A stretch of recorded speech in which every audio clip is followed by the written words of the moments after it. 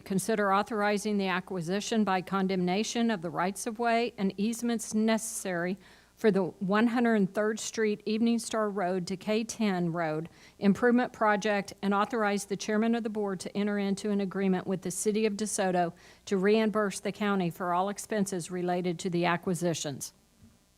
Thank you very much. We have Jeff Bose from the Public Works Department here to discuss the resolution. Mr. Bose. Good morning, Jeff Bose with Public Works. Just to be really brief here, here's a map of the project. This is from KDOT, 103rd Street, all the way from Evening Star over to K10 is the project we're looking at. There are 5 unincorporated tracks along this project that need to be acquired due to the aggressive schedule that we are looking at getting this authority to condemn. It also includes the authority for the chairman to enter into an agreement with DeSoto for full reimbursement to the county for those expenses. We have Mike Brungart here from City of DeSoto to help answer any questions you may have on this item. Thank you very much, Mr. Bose, and thank you, Mr. Brungart, for being here today. And thank you very much to Mayor Walker and the City of DeSoto for continuing to be partners on this catalytic investment for the future of Johnson County. Open up to some questions from Mr. Bose. Commissioner O'Hara? So what has the process been to this point of negotiating with the landowners?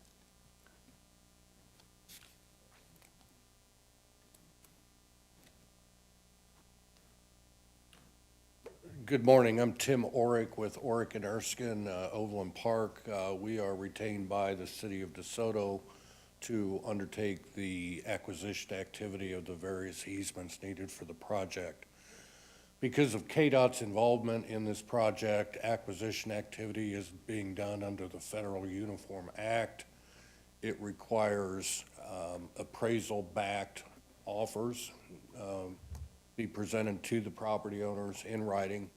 It also requires good faith negotiations be entered into following the presentation of those offers, all before eminent domain can be considered.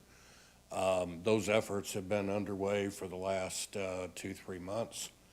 Again, there are most of these tracts are within the City of DeSoto limits, but there are 5 tracts that are outside city limits that would be the subject of a potential eminent domain act by this or action by the county. 4 of the 5 of those tracts are represented by council, who we're obviously engaged in attempting to negotiate resolutions.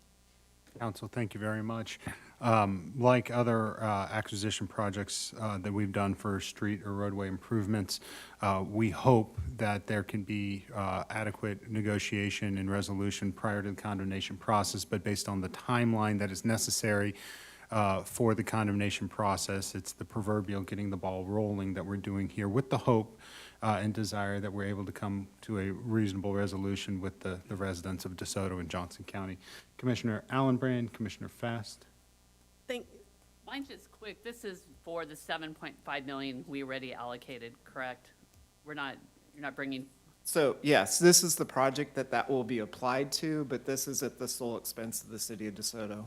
Okay, thank you. The right-of-way acquisition. Commissioner Allenbrand. Thank you, Mr. Chair, and I appreciate your explanation of what's going on there. And I do want to say the City of DeSoto and our staff have been meeting with the residents.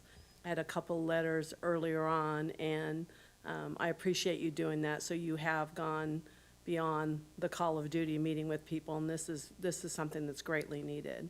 Thank you. Commissioner Ashcraft. Thank you, Mr. Chair. Mr. Voles, before next week, I would like to visit with you on this. Absolutely. Commissioner O'Hara. Just real quick, what is the typical timeline? I know that we were visiting with folks on 183rd between Metcalf and Knoll, and I believe that those conversations have been going on for quite some time. Yes, this is a very different process than the one the county would use. This is KDOT's design-build process, which is very quick to go from contract to turning to earth. So it's a completely different process than the county normally uses. But typically at the county level, the owners of properties have a lot longer time to consider the offer, and they're able to communicate with the county on a much longer time frame, correct? Correct. Thank you. All right, if there are any further questions, we'll see this on action next week. Thank you. And thank you to Ms. McCarrick and her team for being here. We'll see on action next week the amendment as it relates to the Nelson wastewater treatment facility. It's just a step in the process. We're not asking for a change, but it is a step in the process that we expected to see. So we'll see that, as well as a resolution of the calendar for the Board of County Commissioners related to a break in September. If you have questions regarding that, I'm happy to discuss that with any commissioner offline, or please discuss with County Manager Penny Posto Ferguson. With that, we are adjourned at 11:57, and I'll see you all downstairs just as quickly as possible for the study session. We are adjourned.